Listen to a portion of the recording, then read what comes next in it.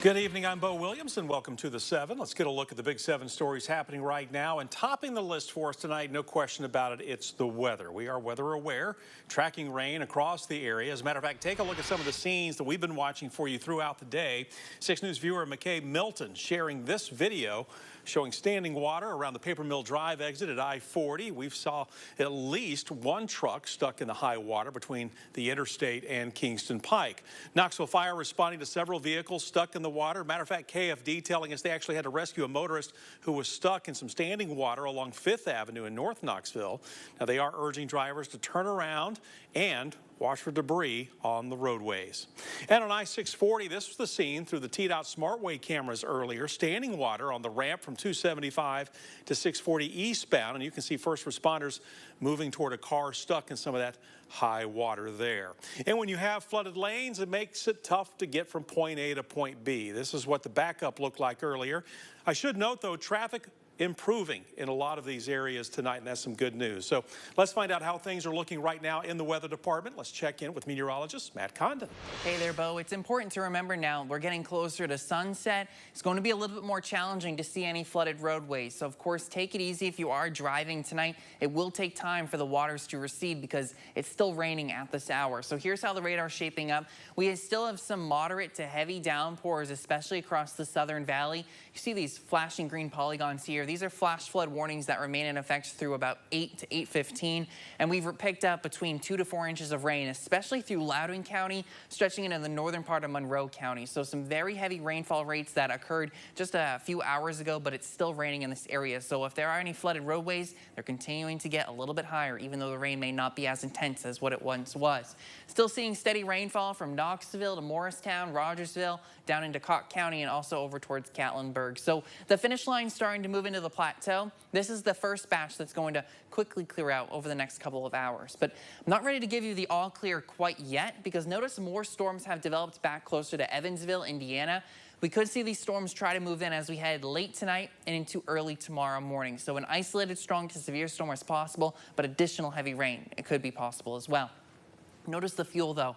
We've taken a lot out of the gas tank, and we're not going to see much recovery. There's just not enough time, not enough daylight left for the fuel levels to increase. So I think the main concern as those storms roll through is going to be additional heavy rainfall. Notice the severe thunderstorm watch is completely expired for the entire area, so at least we're done with round 1, but we still have the flash flood warnings in effect, and a flood watch remains in effect until 5 a.m. tomorrow morning. So we could still see some heavy rain as we head through the next few hours. I'll time that out for you coming up. All right, Matt, thank you. Thousands of customers still without power tonight, according to KUB's outage map. Just under 5,000 still without power right now. And according to Lenore City Utility Board's outage map, there are over 300 customers currently without power.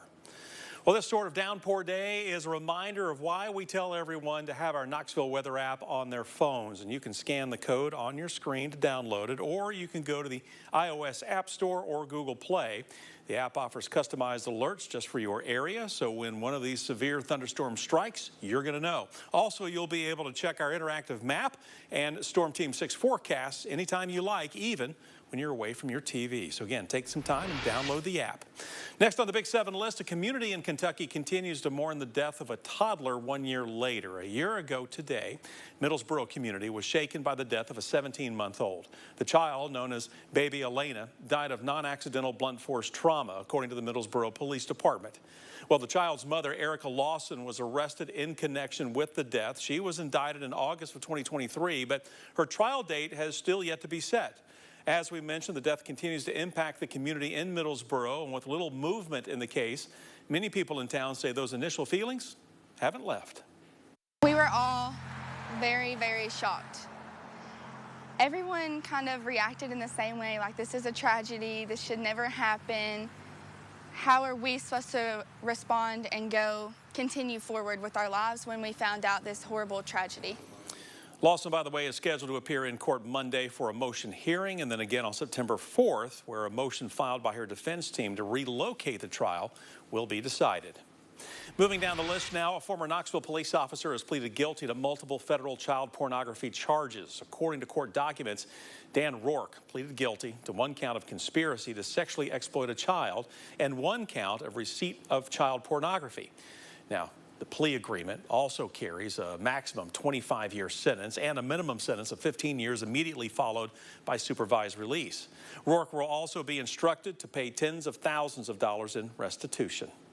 The document says back in October, an anonymous tip to the Scott County, Virginia Sheriff's Department stated that a juvenile was sending child sexual abuse material to others using a cell phone. While examining the phone, investigators found text messages between the juvenile's phone and Rourke's phone dating back to 2019. The agreement added the juvenile's mother conspired with Rourke and took part in creating the video that was sent to Rourke. Rourke was arrested in November. Rourke had been with KPD since 2007. He was fired 1 week after his arrest following an internal investigation. A domestic call turned into a standoff situation in Jefferson City. Now, we're told the suspect was taken into custody about an hour after barricading himself inside a home. Jefferson City police confirming they responded to a domestic call at a house off Morissette Avenue. This was around 9:15 this morning. At the home, we're told law enforcement was able to get a woman out of the home, but a man refused to leave. He then, as we mentioned, barricaded himself inside. Law enforcement cleared the area. Around 11 a.m., less than 2 hours later, the suspect was taken into custody. By the way, this is still an active investigation tonight. Next on our Big 7 list for you, preparations for the new school year. Some East Tennessee students have already returned to school, while others are still getting ready to go back for their first day. Blount County returns to school tomorrow, so just a reminder, slow it down in those school zones, while students in Knox County return to school on August 8th.